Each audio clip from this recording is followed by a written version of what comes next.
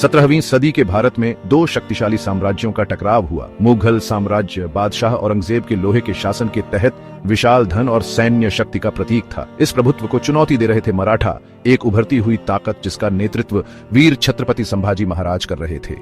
ये दोनों नेता महत्वाकांक्षा, धर्म और सत्ता की प्यास से प्रेरित होकर आने वाले दशकों तक दक्कन की नियति को आकार देंगे। उनका संघर्ष केवल भूमि या संसाधनों के लिए नहीं था, ये विचारधाराओं की लड़ाई थी, संस्कृतियों का टकराव था, भारत के दो सबसे दुर्जय ऐतिहासिक शख्सियतों के बीच का आमना सामना था। औरंगजेब अपनी कठोर धार्मिकता और रणनीतिक प्रतिभा के लिए जाने जाते थे। उन्होंने उत्तर में अपनी शक्ति को मजबूत करने में वर्षों बिताए थे। अब उनकी निगाहें दक्षिण की ओर, दक्कन की समृद्ध और स्वतंत्र सल्तनतों की ओर मुड़ी थी। उन्होंने एक संयुक्त मुगल भारत की कल्पना की थी जो इस्लाम के सिद्धांतों द्वारा शासित हो। उनके रास्ते में खड़े थे संभाजी, एक निडर योद्धा और चतुर रणनीतिकार जिन्हें अपने पिता महान शिवाजी महाराज की विरासत मिली थी। संभाजी मराठा स्वतंत्रता की रक्षा करने और अपने प्रभाव क्षेत्र का विस्तार करने के लिए दृढ़ थे। उन्होंने साहस और करिश्मे के साथ शासन किया, अपने लोगों को मुगल प्रभुत्व का विरोध करने के लिए प्रेरित किया। एक यादगार संघर्ष का मंच तैयार था। दो शक्तिशाली सेनाएं दो असाधारण नेताओं के नेतृत्व में अपने विश्वासों और अपनी विरासतों के लिए लड़ने के लिए तैयार थी। इस संघर्ष का परिणाम लाखों लोगों के भाग्य का फैसला करेगा और भारत के राजनीतिक परिदृश्य को नया रूप देगा। यह टाइटन्स का संघर्ष था, एक ऐसा युद्ध जो इतिहास के पन्नों में दर्ज होगा। दक्कन उनकी महत्वाकांक्षा के भार तले कांप रहा था, एक ऐसे संघर्ष के लिए खुद को तैयार कर रहा था जो साम्राज्यों के भाग्य का फैसला करेगा। औरंगजेब का दक्कन अभियान कोई अचानक आया हुआ ख्याल नहीं था, बल्कि मुगल महत्वाकांक्षा के वर्षों का परिणाम था।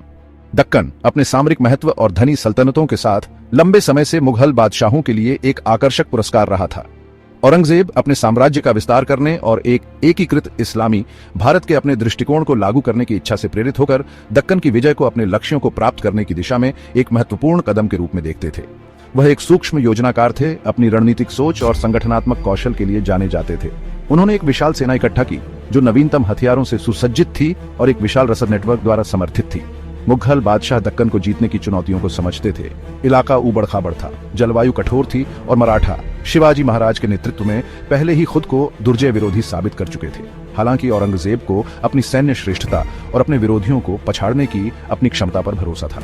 उन्होंने एक तेज और निर्णायक अभियान की कल्पना की जो मराठा प्रतिरोध को कुचल देगा और दक्कन को मुगल नियंत्रण में लाएगा। उनके सेनापति कई अभियानों के अनुभवी, अपनी वफादारी साबित करने और मुगल साम्राज्य की जीत की लंबी सूची में शामिल होने के लिए उत्सुक थे। मुगल सेना दक्षिण की ओर बढ़ी, उसके झंडे हवा में लहरा रहे थे जो बादशाह के अटूट संकल्प का प्रतीक थे। यह किसी भी संभावित प्रतिरोध को डराने के लिए शक्ति का प्रदर्शन था। औरंगजेब अपनी उम्र के बावजूद आगे से नेतृत्व करते थे। उनकी उपस्थिति अभियान के उच्च दांव की निरंतर याद दिलाती थी। दक्कन जो लंबे समय से अपनी स्वतंत्रता का आदी था, अब मुगल साम्राज्य की पूरी ताकत का सामना कर रहा था, जिसका नेतृत्व एक ऐसे बादशाह द्वारा किया जा रहा था जो इतिहास पर अपनी छाप छोड़ने के लिए दृढ़ था। संभाजी महाराज का मराठा सिंहासन पर आसीन होना आसान नहीं था। उन्हें एक ऐसा राज्य विरासत में मिला जो अभी भी अपने संस्थापक करिश्माई शिवाजी महाराज के नुकसान से उभर रहा था। हालांकि संभाजी एक योग्य उत्तराधिकारी साबित हुए, एक कुशल योद्धा और अपने आप में एक चतुर रणनीतिकार। उन्होंने जल्दी से अपनी शक्ति को मजबूत किया और अपने लोगों को बढ़ते मुगल खतरे के खिलाफ लामबंद किया। वह समझते थे कि औरंगजेब के खिलाफ लड़ाई सिर्फ क्षेत्र के बारे में नहीं थी, बल्कि मराठा पहचान और उनकी कड़ी मेहनत से हासिल की गई स्वतंत्रता को बनाए रखने के बारे में थी। संभाजी में एक स्वाभाविक करिश्मा और एक ज्वलंत दृढ़ संकल्प था जो उनके लोगों के साथ प्रतिध्वनित होता था। उन्होंने अपने सैनिकों के बीच घोर वफादारी को प्रेरित किया, जो अपनी छापामार युद्ध रणनीति और बड़ी मुगल सेना के सामने अपने अटूट साहस के लिए प्रसिद्ध थे। वह गठबंधनों के महत्व को समझते थे और पड़ोसी राज्यों के साथ साझेदारी बनाने के लिए अथक प्रयास करते थे, ये मानते हुए कि मुगल राक्षस के खिलाफ एक संयुक्त मोर्चा आवश्यक था। संभाजी के नेतृत्व में मराठा एक क्षेत्रीय शक्ति से मुगल साम्राज्य की ताकत को चुनौती देने में सक्षम बल में बदल गए। उनके शासनकाल ने तीव्र संघर्ष के दौर को चिह्नित किया, लेकिन महान नवाचार और अनुकूलन का भी। वह समझते थे कि मराठा संख्या के मामले में मुगलों की बराबरी करने की उम्मीद नहीं कर सकते, इसलिए उन्होंने अपनी चपलता और इलाके के ज्ञान का फायदा उठाने पर ध्यान केंद्रित किया। उन्होंने तेजी से छापे और रणनीतिक वापसी की रणनीति लागू की, जिसका उद्देश्य दुश्मन को परेशान करना और उनकी आपूर्ति लाइनों को बाधित करना था। यह छापामार युद्ध मुगलों के लिए बहुत निराशाजनक मराठा प्रतिरोध की एक परिभाषित विशेषता बन गया। संघर्ष के शुरुआती वर्ष तीव्र झड़पों और घेराबंदी की एक श्रृंखला द्वारा चिह्नित किए गए, क्योंकि दोनों पक्षों ने एक दूसरे की ताकत का परीक्षण किया। मुगल सेना ने अपनी बेहतर संख्या और तोपखाने के साथ शुरुआती सफलताएं हासिल की, प्रमुख किलों और शहरों पर कब्जा कर लिया। हालांकि संभाजी के नेतृत्व में मराठा एक दृढ़ दुश्मन साबित हुए। उन्होंने खुले युद्ध में शामिल होने से इनकार कर दिया। इसके बजाय दक्कन इलाके के अपने ज्ञान और छापामार युद्ध में अपनी महारत पर भरोसा किया। संभाजी की रणनीति मुगल सेना को खून बहाकर सुखाने, उनकी आपूर्ति लाइनों को परेशान करने और जब वे कम से कम उम्मीद करते थे तो अचानक हमले शुरू करने की थी। मराठा योद्धा फुर्तीले टट्टुओं पर सवार और तलवारों, भालों और धनुषों से लैस हिट एंड रन रणनीति के उस्ताद थे।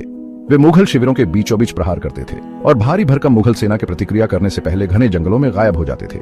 ये शुरुआती लड़ाइयां हालांकि अक्सर छोटे पैमाने पर होती थी, संघर्ष की गतिशीलता को आकार देने में महत्वपूर्ण थी। उन्होंने मराठा सेना के लचीलेपन और अनुकूलन क्षमता और मुगलों को एक ऐसे दुश्मन को वश में करने में आने वाली चुनौतियों का प्रदर्शन किया जिसने उनकी शर्तों पर लड़ने से इनकार कर दिया। दक्कन अपने घने जंगलों, विश्वासघाती पहाड़ी दर्रों और कठोर जलवायु के साथ एक ऐसा युद्ध का मैदान बन गया जो मराठों की छापामार रणनीति के पक्ष में था। प्रत्येक जीत, चाहे कितनी भी छोटी क्यों न हो, मराठा प्रतिरोध के मनोबल को बढ़ाती है और एक सक्षम और साहसी नेता के रूप में संभाजी की छवि को मजबूत करती है।